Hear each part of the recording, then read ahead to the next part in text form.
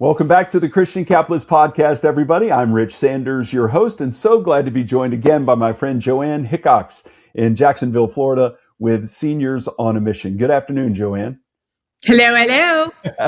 We're so glad you're back to tell us more about what's going on in your ministry and life. Before we get started, though, just to remind everybody, our ministry and life here at the Christian Capitalist is all about hard work and generous giving to the poor and needy in the name of Jesus. If you like this episode, please share it.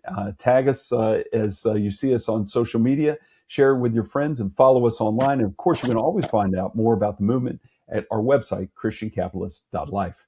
Now, without any further ado, Joanne, I'm so glad to see you. And there is why Joanne's back. A shameless plug. Exactly. That's perfect. Hey, listen, Joanne has written a book called G3 and Me. It's all about this project that she has that we're going to talk about in detail today, and one that we first heard about in the 2 episodes where you appeared on the podcast earlier in the year, I guess 2025. Because to this day, my friend, you were the only person that we had an hour allocated and then spent that hour talking and got to none of what we had wanted to discuss. So we spent another hour talking about Seniors on a Mission. It's great. Yeah. How are you doing today? Doing fabulous. It's raining here in Florida. I'm so excited. We've needed the rain so bad. We've had drought, and it's a glorious day. Indeed. You know, it's Jacksonville. For those of y'all who are not familiar with Florida, I'm in Florida, in Destin. Joanne's in Jacksonville. We're about 6 hours apart on what's called the Panhandle of Florida. But yeah, drought conditions. In fact, my wife Rebecca told me this morning we've had 4 or 5 straight days of rain, and the county has had a ban on burning, and they lifted the burn ban today. So that's good. Yeah, people get back to having fires outside and whatever they want to do. So I'm glad that y'all are getting some nourishing water over there. How are things going with you? How are you doing?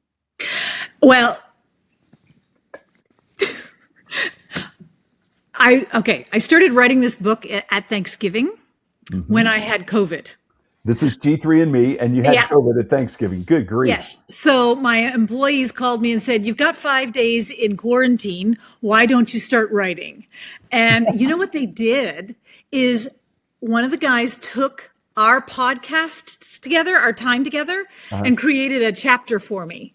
Wow. And it was really cool because it gave me something to start. Yeah. And so I got through Thanksgiving, Christmas, January. I had to go to Canada.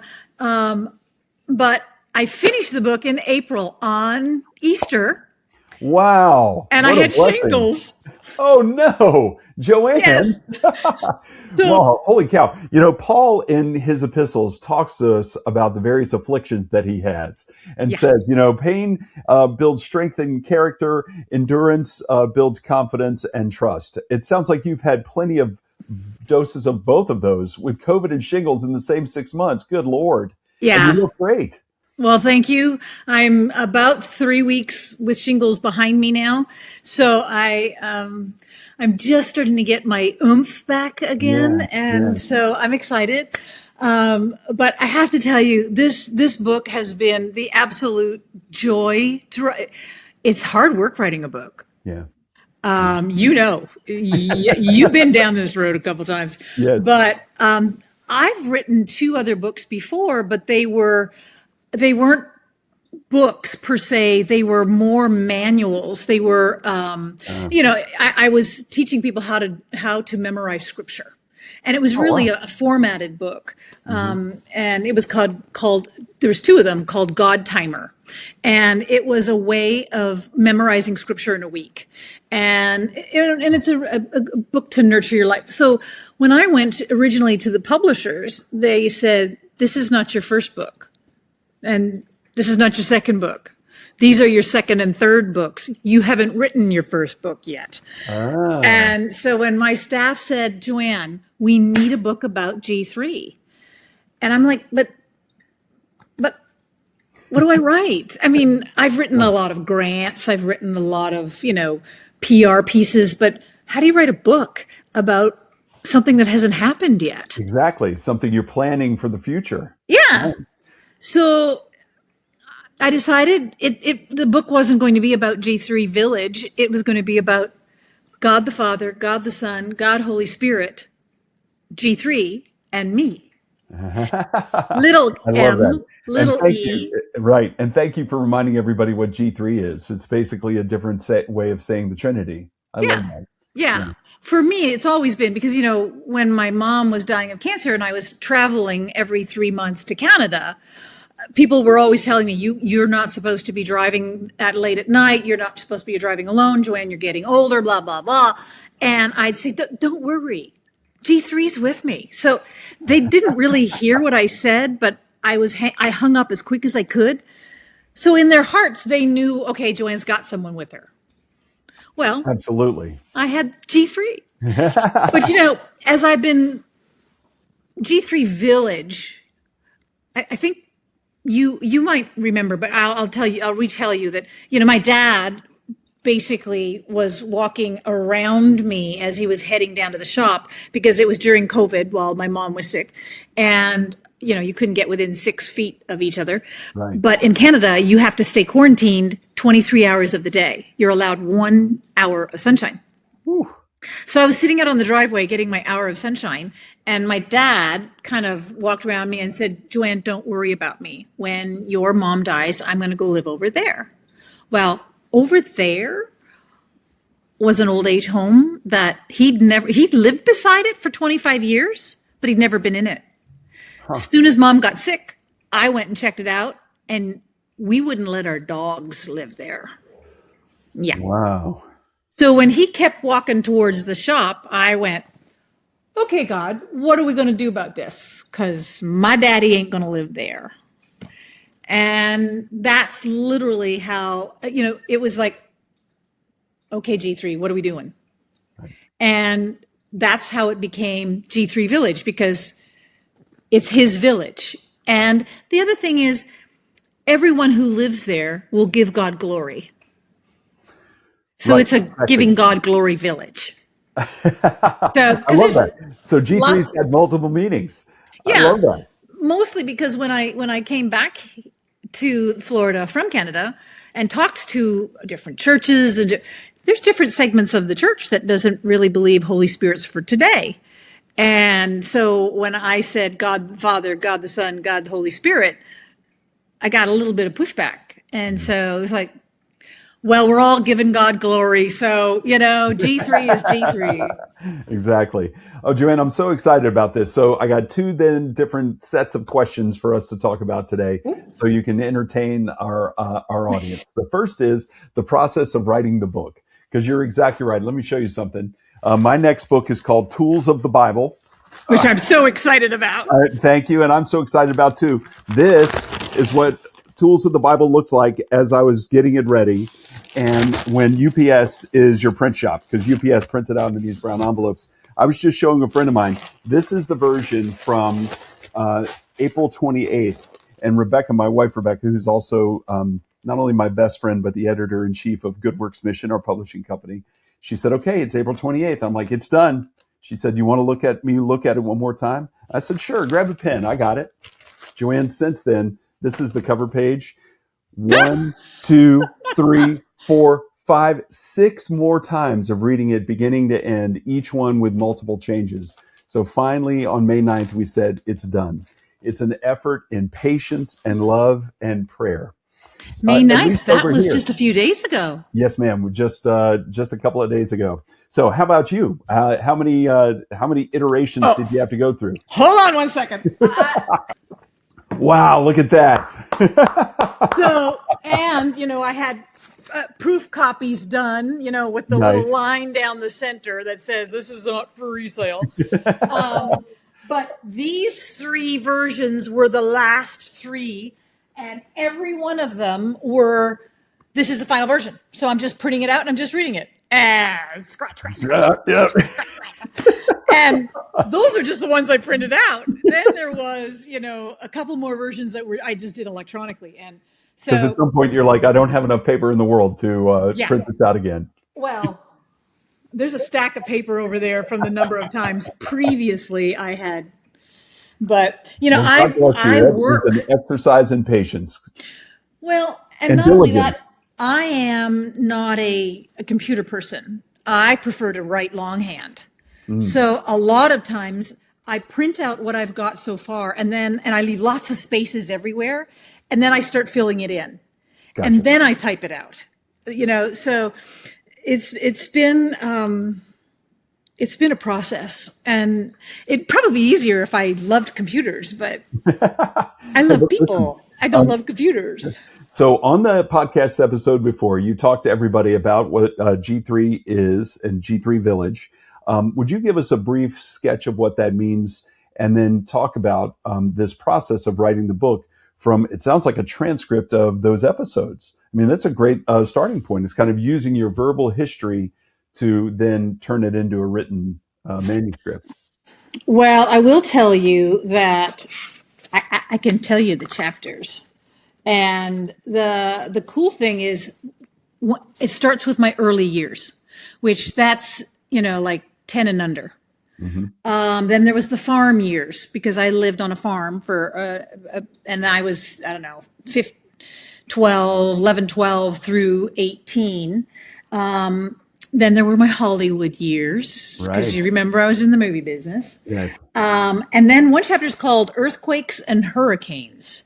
And that's about, I've lived through both earthquake and hurricane and bankruptcy and, health tragedies. And so that's my tragedy chapter. I was going to say, Burned Out Barbecue. One-woman version of the Old Testament, all the trials and tribulations. Exactly. The Burned Out Barbecue was the financial disaster in our lives. That was when we went bankrupt. Manatee Confirmation is just when God met me, and it's a great story. For Senior Adults is the beginning of Seniors on a Mission. Mm-hmm. So that's where 27 years ago, when the ministry started, that's chapter 7. Gotcha. Chapter 8 being finally ordained, because I've known since I was probably 8 or 10 years old that I was going to be a Catholic priest. I just knew I was going to be a priest. And at 10 or 11, the local Catholic priest let me know that there is no way you're going to become a priest. And I'm like, why would God dash my dreams that way? Like, ooh, that was not a good time. But I finally ordained. Yes. Party, cancer, and COVID is dealing with my mom, and how then G3 Village rolls around. But the really cool thing about this book, after the epilogue, there are 3 appendix. I got more to say. Yes, I'm not done yet. Seniors on a Mission's the stats by clients, which was really a cool thing. People look at it and go, wow. And that's the 27 years of history of Seniors on a Mission. And the and what we would call the, kind of the impact. Yep. Yeah. An impact report. Yeah. B, Appendix B, is a beautiful day at G3 Village. Ah. So it's a half a day in the life of a whole bunch of fictitious people living at the village. So it's a way really of describing. Yeah, it was a really fun. That was a fun chapter. And then Appendix C is about legacy partnership and the grassroots that we're hoping that people will, generate a grassroots spurring. And legacy champions, there are people out there that may very well want to be a part of creating a village. The foreword on the book is done by Chuck Coker, a pretty renowned author and an amazing human being. And he said in his foreword, which I absolutely loved, is that, he's written a ton of forewords and he's read so many books, but most books are from the end perspective. Here's what we've done. Here's what we've accomplished. Hurrah, hurrah. God did great. Blah, blah, blah. I'm not even in the middle. I'm at the very beginning of this process. Exactly. And, I'm not sitting in the comfort of a G3 Village. Right. I'm sitting in the, okay, God, when are you going to give me the land? That's where I'm sitting. Right. And Exactly. You're at the drawing board, literally. well, I started on a napkin 4 years ago, but now, we've got a full, if you go to G3 Foundation, which is our website, and go to the bottom of the page and make sure it's www.g3.foundation. It's Oh, not okay. .com or .org, it's .foundation. Okay. At the bottom of the page, you can see what a village looks like. And it's an interactive map, so you can click all over the place and read about everything. Ooh, And that's cool. it is cool. And, it's $25 million to build this modest to middle income agrihood. It's a 20 to 30 acre farm with 40 units of housing for modest to middle income senior adults. And the whole concept is 10 of them are for 50-year-olds, 10 are for 60s, 10 for 70s, and 10 for 80 plus. Oh, I love that. I don't recall us talking about that last time. Well, And is each of these units one person or a married couple? it can be either or. Okay. It's the price, like it's $2,500 to have a room with all of the utilities and all of your food. Wow. Yeah, yeah.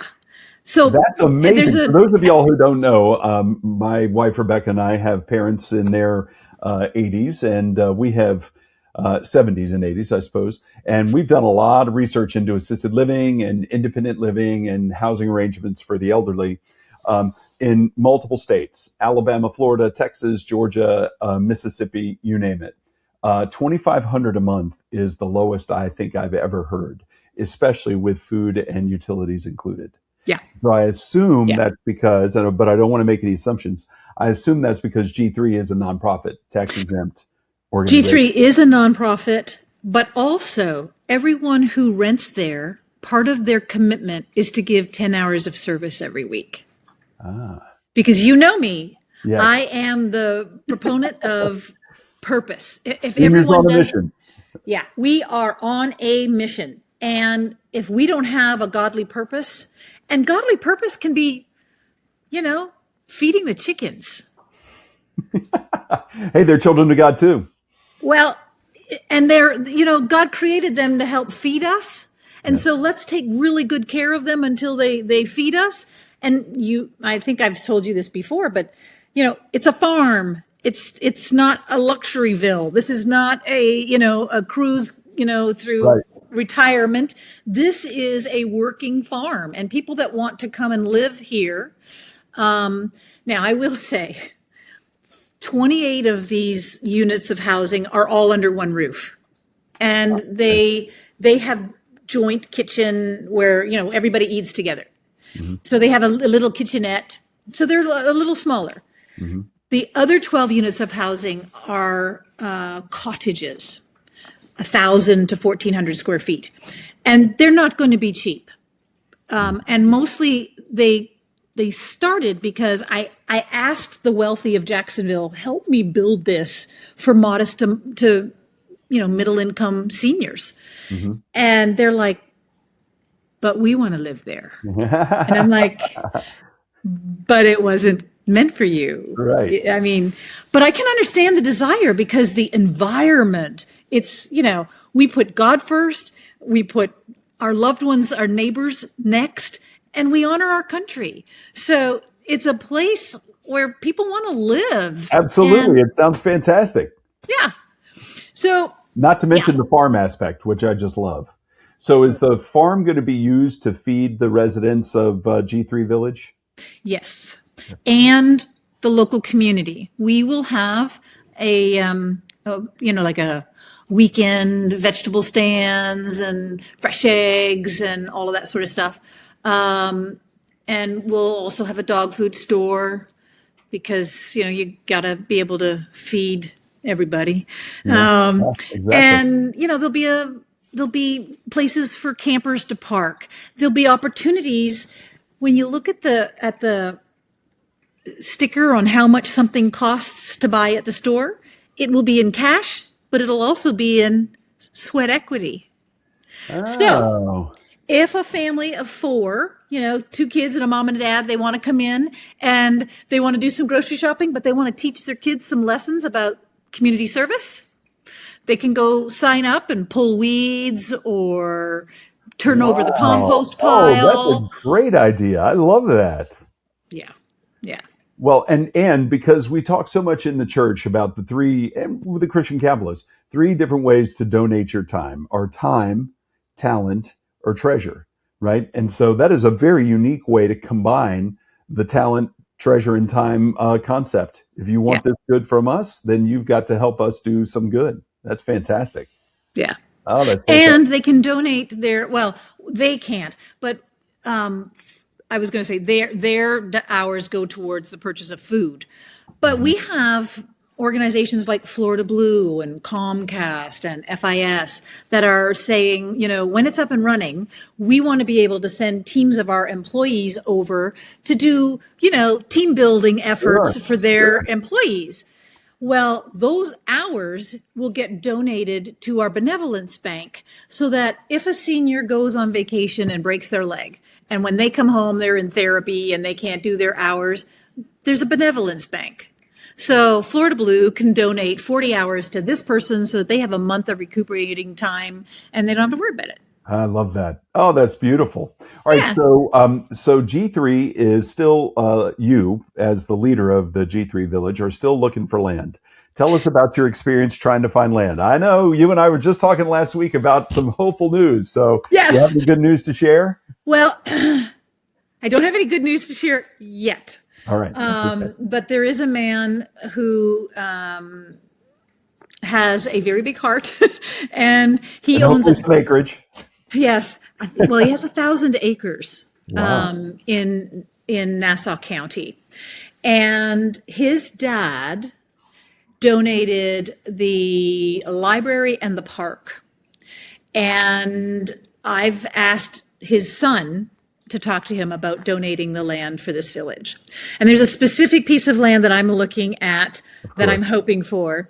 But he and his daughter have been going through all of his holdings, trying to figure out which ones could become legacy donations. So Isn't that wonderful? we'll know more. And then we have a farmer who has 500 acres that is also talking to us about potential donation. All of these things take time. Yeah. The farmer, that's been like a year or two in the Hey, listen, other that's how guy. farmers roll, right? It's all Yeah. about patience and waiting for the right season if you're a farmer. Yeah. That's the way that Yep. goes.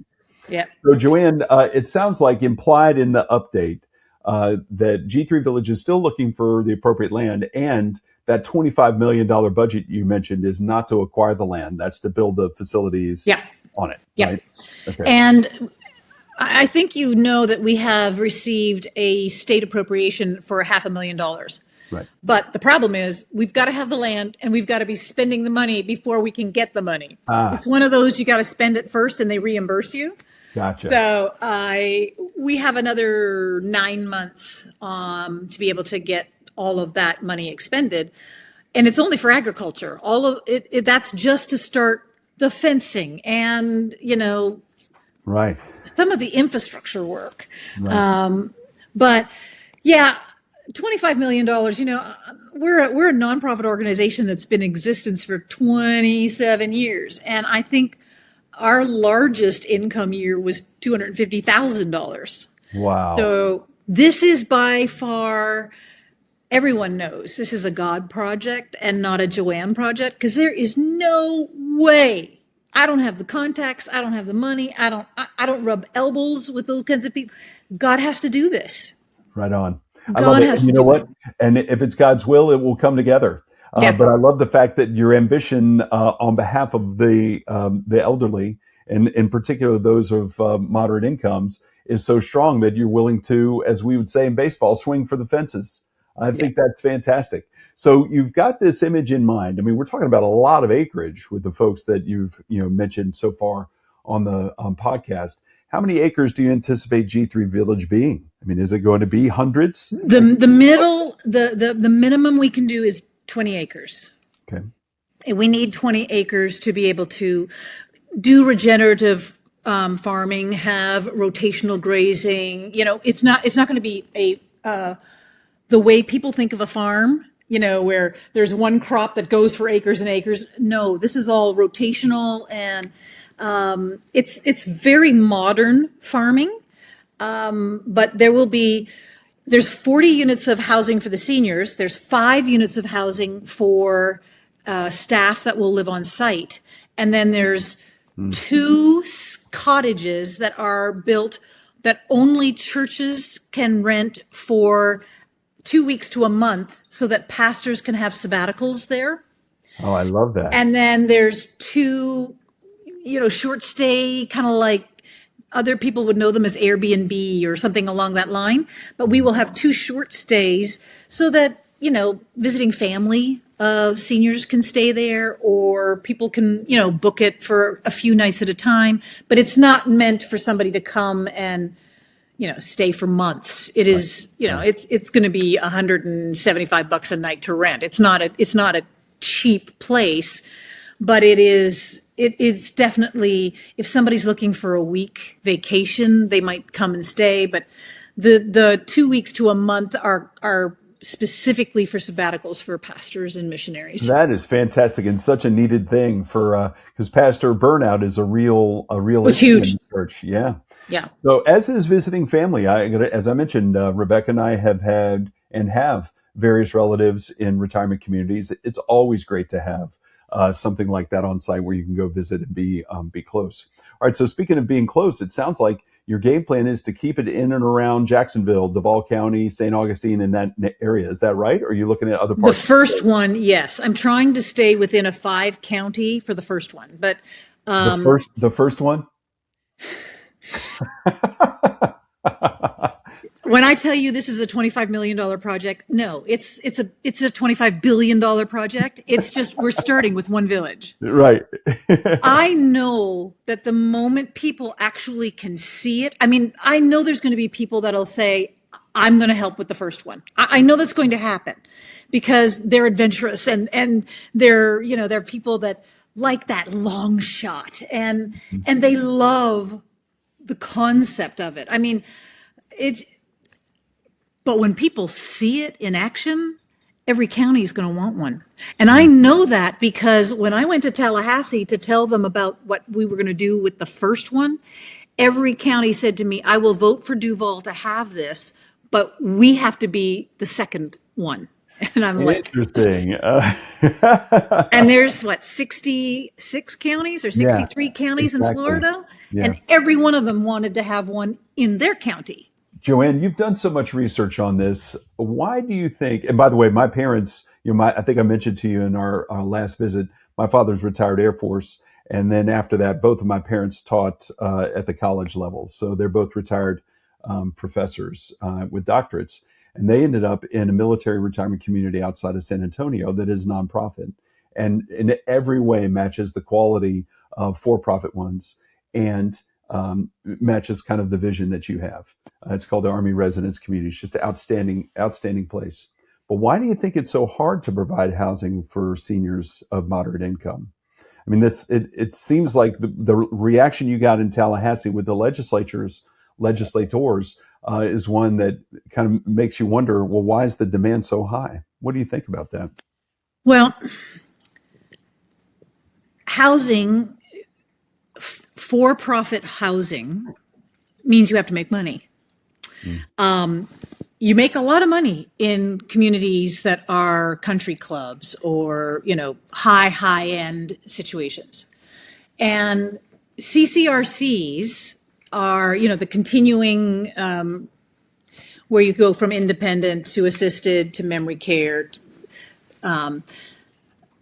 You give up your life savings to move into those. It's very typical that, it's a $500,000 to buy in, and then you still pay $9,000 a month to live there, whether you're independent or memory care, but they will take care of you for the rest of your life. So if you run out of money, but they've gotten most of your money. It's not like, Right.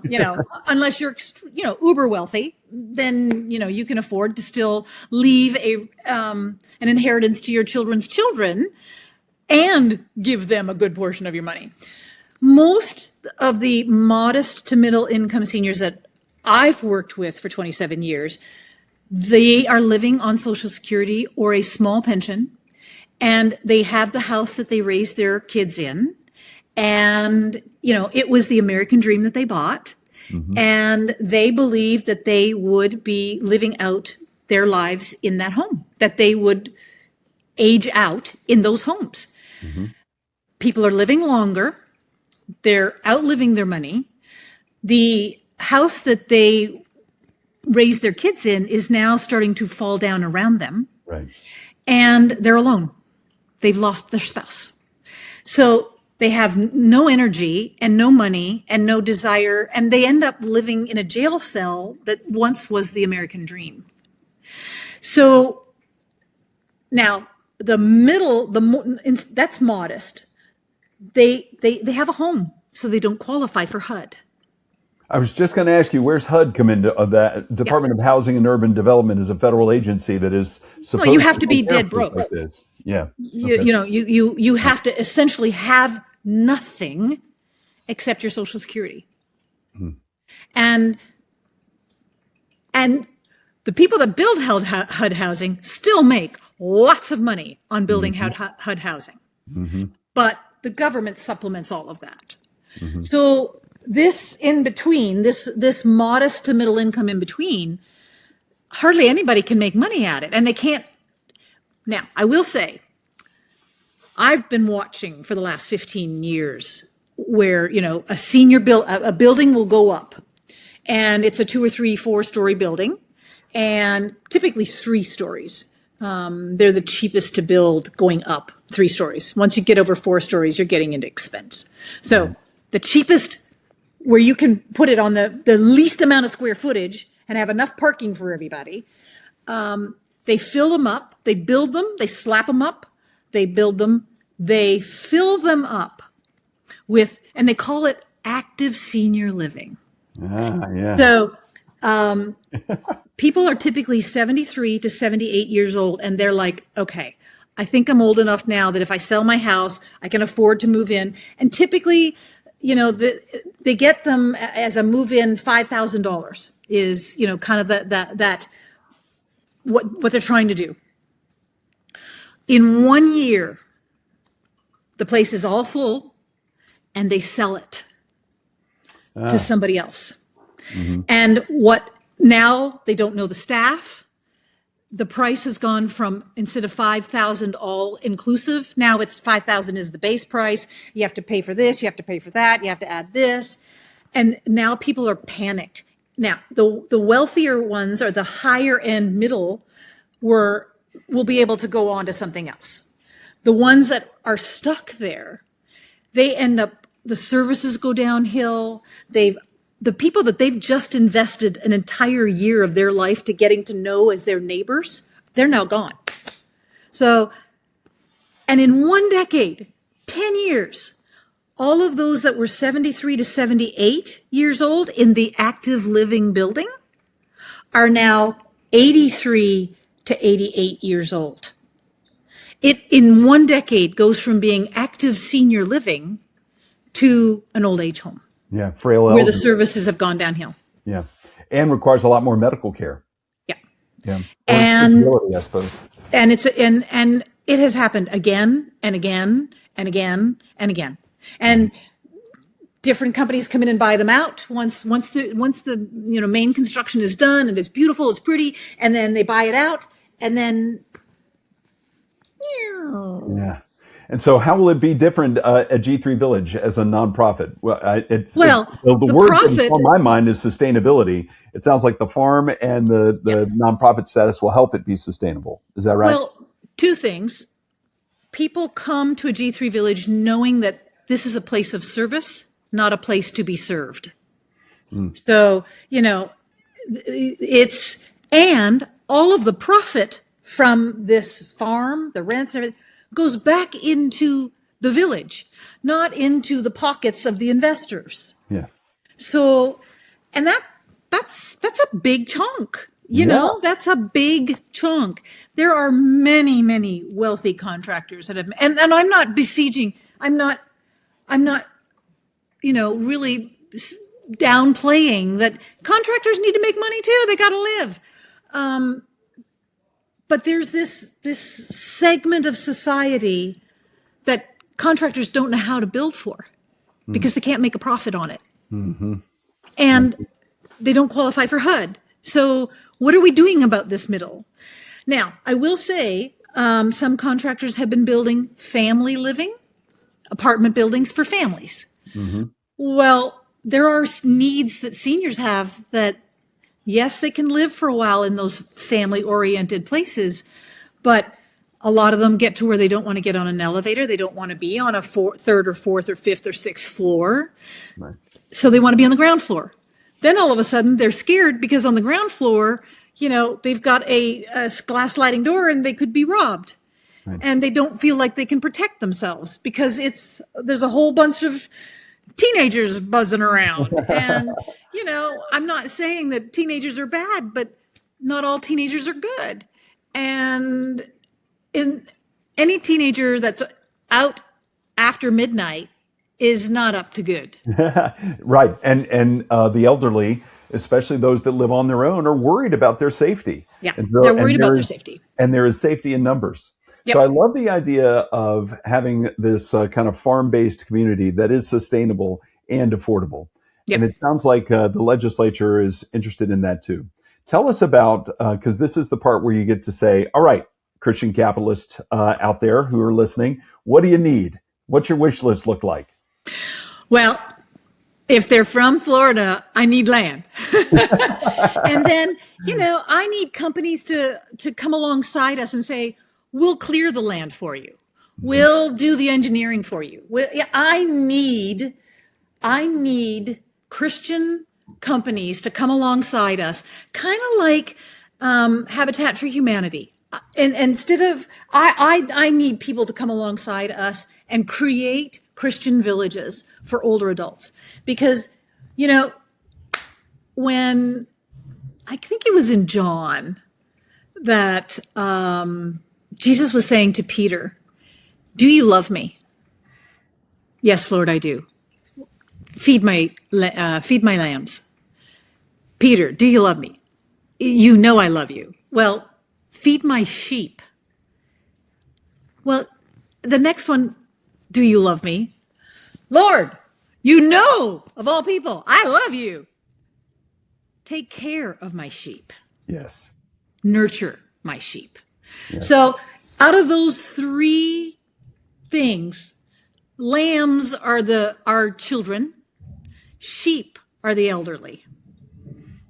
So he was twice admonished to feed and nurture the sheep, not the lambs, the sheep. So I need legacy champions to come alongside us and support what God's doing for this modest to middle income seniors.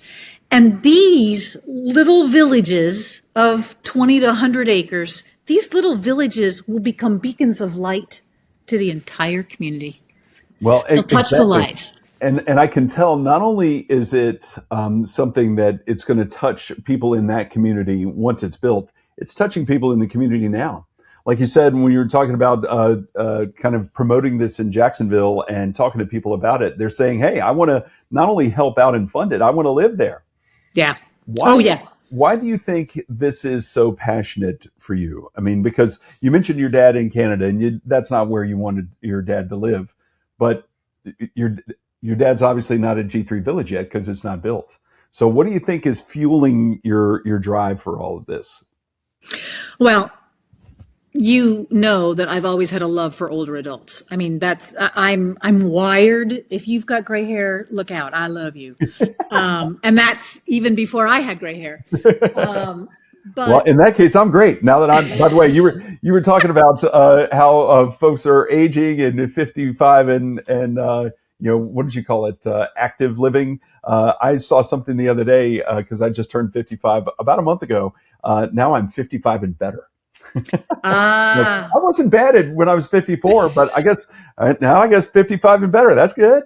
yeah. So you got a passion for people of this age.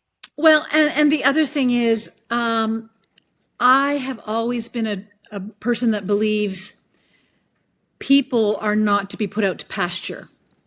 People are to have a purpose until Jesus returns or until he calls them home. And I see way too many people being catered to when all they want to do is serve. Mm-hmm. And we're not giving them the opportunities to serve. So when this village is built, we are going to have elementary and high school students come through and learn everything that the seniors will be doing on that farm. They have so much wisdom to give to, and not only wisdom, but the ability to listen. Yeah. The children don't get listened to anymore. Yeah. And they get shoved in front of a screen, and there's just so many. I was raised this way. I don't remember which president's wife it was, but it takes a village. Oh yeah, yeah. That was Hillary Clinton. Was that Hillary Clinton? Yeah. When she said it takes a village, she really meant that, government needs to help and we all got to pitch in and all of that sort of stuff.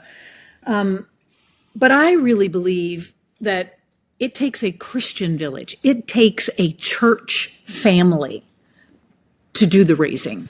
And I believe that, first of all, I want to live there. Absolutely. I want to live there. Well, because if it is a Christian village and everyone's doing what Jesus told us to do, they're putting God above all else and they're loving their neighbors as Jesus loved them. Yeah. Loved And them. there's so many seniors that I have worked with over the years that have church hurt or that have emotional hurts from family members that they don't even realize what they did to make that person so upset with them, but they haven't talked to them in decades. And, I want a safe place for older adults to age gracefully and successfully and to leave an inheritance to their children's children. Whether that's financial, whether that's emotional, whether that's educational, whatever. I just, the military saying is, be all that you can be. Yes.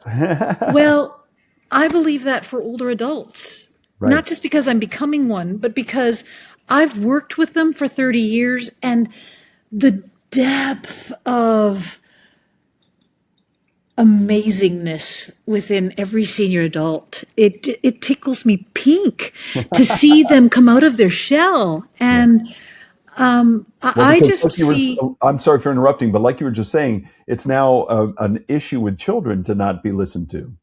Yeah. It is likewise an issue for the elderly. Yeah. Right? They're lonely. People tune them out. If you're not actively engaged in business or society with your hair on fire, I don't have time to pause and listen to you. And yet there's so much that they can teach us, and that they can impart on us. Like you just said, they fill our hearts if we give them the chance. Listen, I was raised on a farm that had it was so old. The house that I lived in, you'll read about it in the book, but I know what it's like to live without a toilet.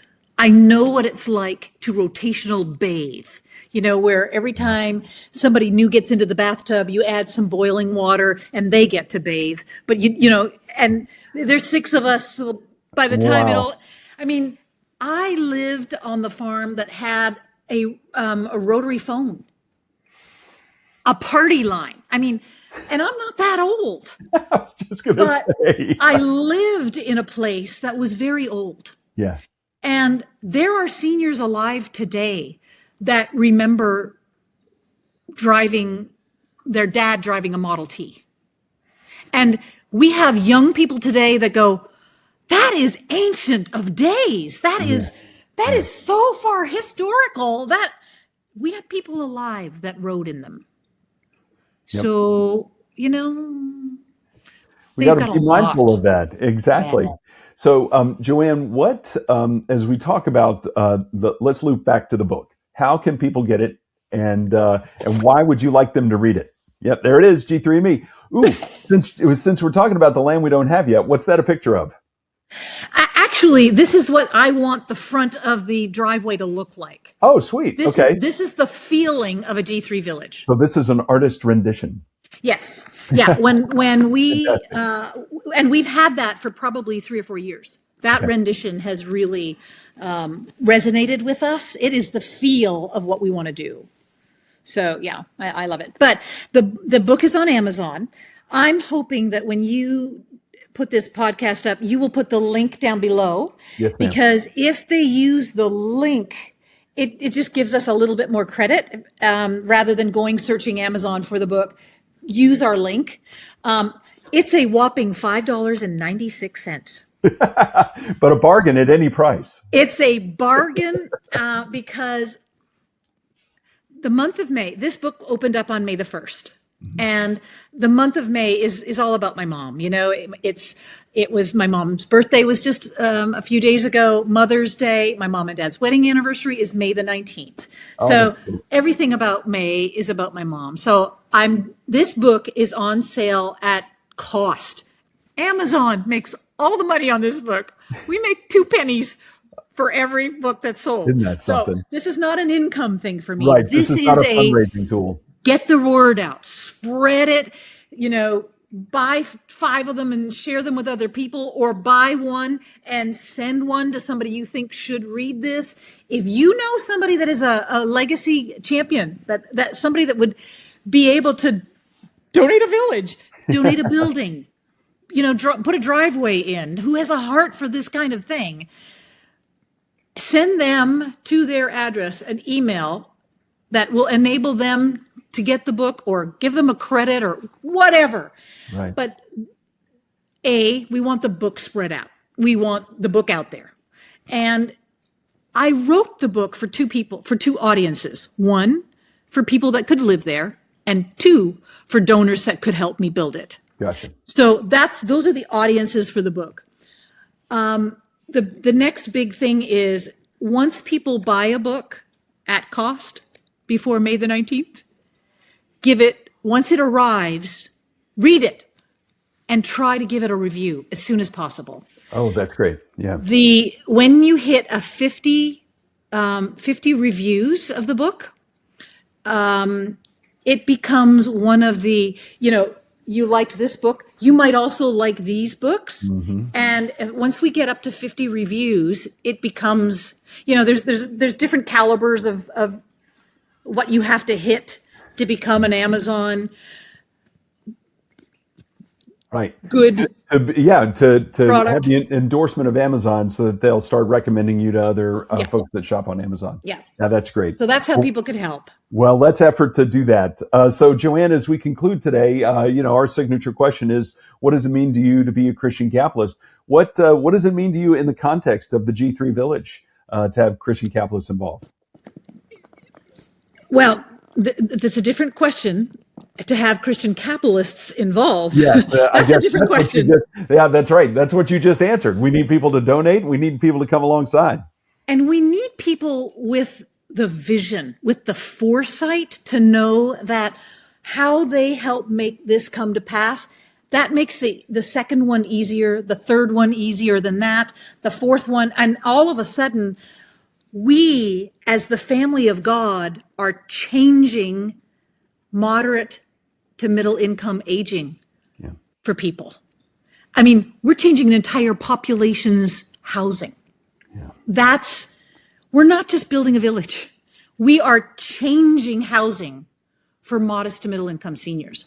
So yes, that's how, but for me, with, Christian capitalism, for me, it all goes back into that village.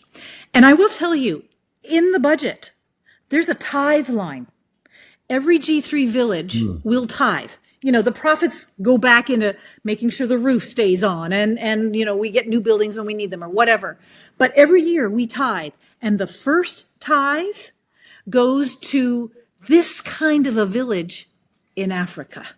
Oh, wow. This kind of a village in Zimbabwe. So the first year of every village, no matter how many villages we build, we're going to have a sister village. And I've already got the organization. Hands for Life is, again, a local Jacksonville thing. And then after the first village is built and we get another sister village, the tithe will then be all of the 40 residents that live there. They get to tell us what nonprofit they would like, because it's been the work of their hands at that village that has, enabled us to have a tithe line. Oh, I love that. Oh, that's beautiful. Just giving back. Yep. That's fantastic. It's constantly giving God back 10%. He gives us everything. I was going to say, he gave it to us in the first place. Exactly. So we're going to give 10% back as well, even though we're a nonprofit and, that's typically not what you do. Right. But especially a parachurch, like church organizations, they often tithe to missions, but not parachurch organizations that are standalone and they don't have a tithing income coming in every week. Or requirement, which is why I love that you're taking that proactive step to be generous, even on the drawing board. Yep. Joanne, thank you so much for telling us all about the new book today, G3 and Me. It's available on Amazon. We'll have the link as part of the podcast, and telling us about your ambitious vision for this village and others. God bless you. And thank you so much for joining us today. Thank you. And thank you all for joining us today. As I mentioned at the outset, please, if you've enjoyed this episode, share it with a friend and tag, and follow us on social media as we talk about this episode. And of course, you can always learn more about our movement at ChristianCapitalist.life. I'm Rich Sanders with the Christian Capitalist Podcast, where the more we make, the more we give.